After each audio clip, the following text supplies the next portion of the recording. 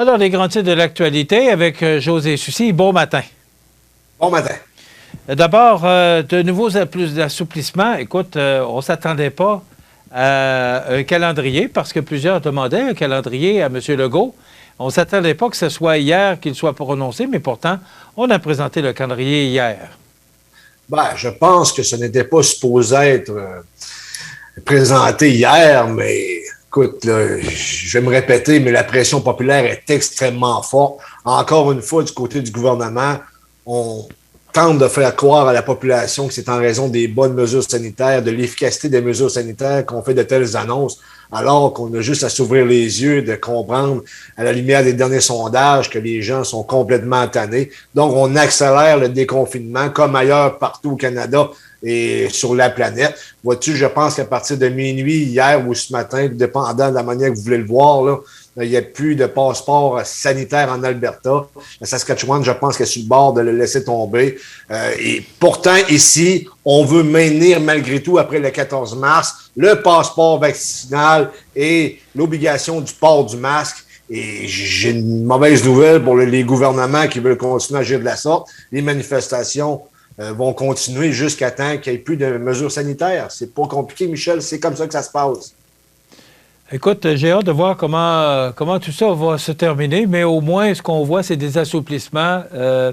Hier, je regardais les nouvelles un peu partout sur les réseaux nationaux, là, et je voyais tout le monde, certaines gens, on voyait les bars, on aurait voulu que ça ouvre en fin de semaine en raison du Super Bowl, là, mais on est quand même satisfait parce que on voit, et je vais utiliser l'expression de M. Legault, on voit la lumière au bout du tunnel.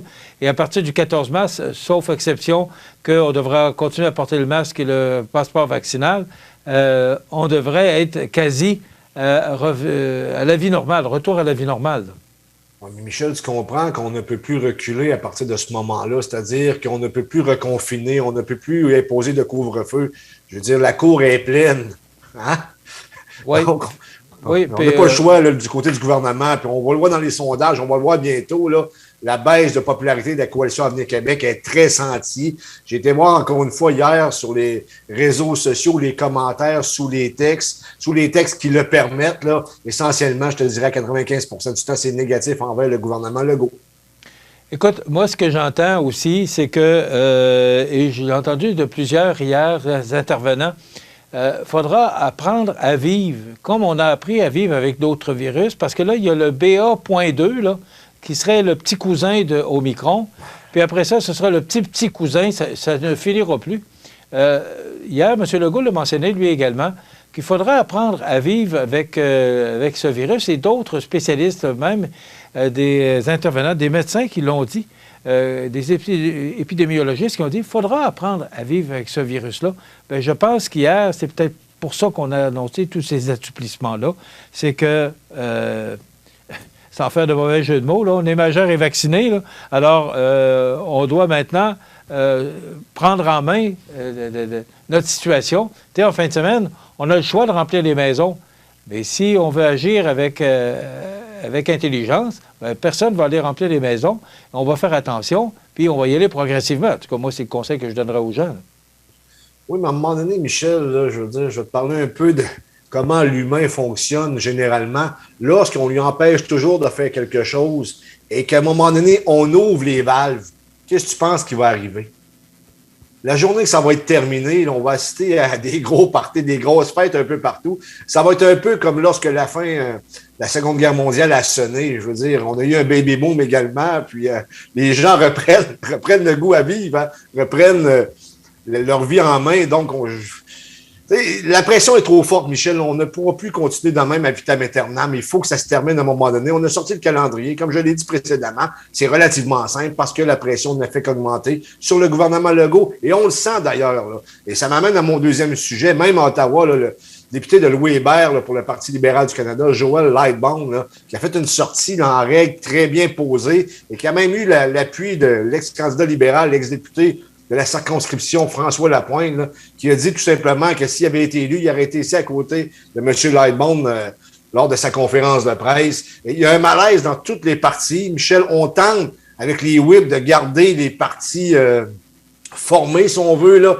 qu'il n'y ait pas de divergence, mais là, ça commence à faire un peu trop. Puis, les commentaires de M. Lightbound étaient très posés. C'était quelqu'un qui s'est très bien exprimé. C'était clair. Il a dit ce que plusieurs pensent dans son parti et même partout ailleurs. Son discours ressemblait également à celui de Candice Bergen, qui est la chef par intérim du Parti conservateur du Canada. Là, de l'autre main, tu vois là, à Ottawa, les camionneurs qui continuent d'arriver vers Ottawa, qui ne veulent pas arrêter tant aussi longtemps qu'on ne mettra pas un terme à toutes les mesures sanitaires d'un océan à l'autre. Ça brasse, Michel, ça brasse réellement.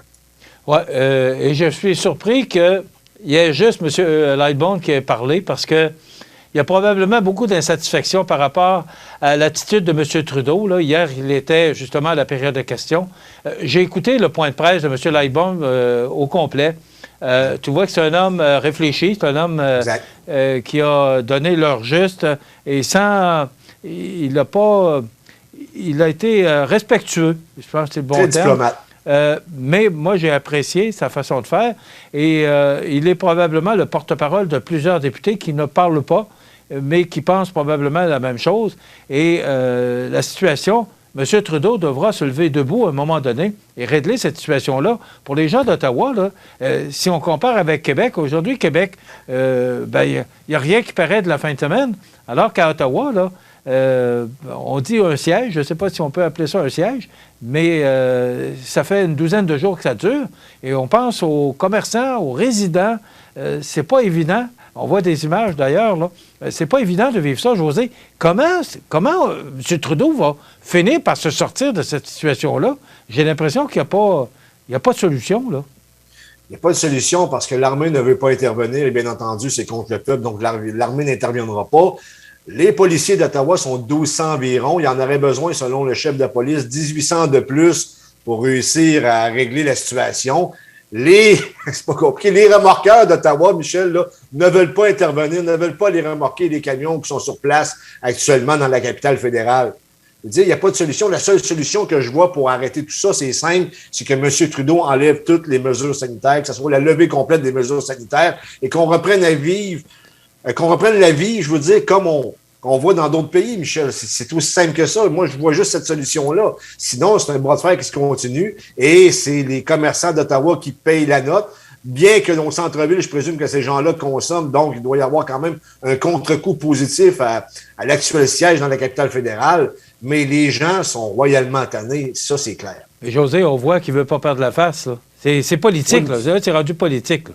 Ça fait longtemps que c'est politique, Michel, mais en même temps, il s'est peinturé lui-même dans le coin en divisant la population et en mettant, ou en opposant plutôt les non-vaccinés contre les vaccinés. C'est ce que je vois Lightbound, d'ailleurs, a dénoncé hier dans son intervention qui a quand même duré 1h20, 1h40, je pense. 1h30, mettons. Mais quand même, ça a été long pour tout expliquer ça avec les questions des journalistes. Mais c'est sûr que hier, ça a été un coup de tonnerre sur la colline parlementaire à Ottawa, ça, sans l'ombre d'un doute. En 90 secondes, José, Bernard Généreux, qui lui serait pour... on comprenait la dernière fois qu'il était pour les règles sanitaires et là, c'était un petit peu plus évasif. Là. C'est parce que pour Bernard Généreux, c'est simple, il a encore un peu le discours de Renaud Toul alors que ça vient de changer de direction dans son parti. Et là, c'est une nouvelle pensée qui est plus radicale concernant les mesures sanitaires. Et on a l'impression que Bernard est un peu 2 semaines en retard et qu'il suit la même ligne que le caucus québécois des conservateurs, alors que ça change. Et d'ailleurs, sur sa page Facebook, il a partagé l'intervention de M. Lightbound et les gens l'ont critiqué parce qu'ils trouvent que Bernard est assis un peu en 2 chaises. Il faudrait qu'il soit un peu plus clair dans ses propos concernant les mesures sanitaires, alors qu'on a l'impression, là, comme je l'ai dit précédemment, qu'il est assis en 2 chaises. Merci, José. On n'a pas fini d'en parler. Non. Demain, José, on reçoit Mme Nancy Labrec, qui est la directrice générale de la MRC de Montmagny, et Mme Jocelyne Caron, qui est mairesse et de Cap-Saint-Hyacinthe et préfète de la MRC. Ils vont venir nous parler du complexe sportif et culturel sportif en santé durable. Et là, on va nous donner tous les tenants et les aboutissants de ce projet-là. Et vendredi, on reçoit Mme Marie-Ève Proulx, députée de Côte-du-Sud. Donc, pas besoin de vous dire qu'au cours des 2 prochains jours, il sera notamment question du complexe sportif en santé durable. Donc, c'est nos invités pour demain. Et on aura bien sûr notre chronique avec Benoît Tardy, notre chronique culinaire. Ça complète une plus belle journée aujourd'hui. Malgré un petit peu de vent en après-midi, ça pourrait peut-être causer de la poudrerie à certains endroits. Passez une belle journée ensoleillée et on se retrouve demain pour une autre émission d'information. Bonne journée.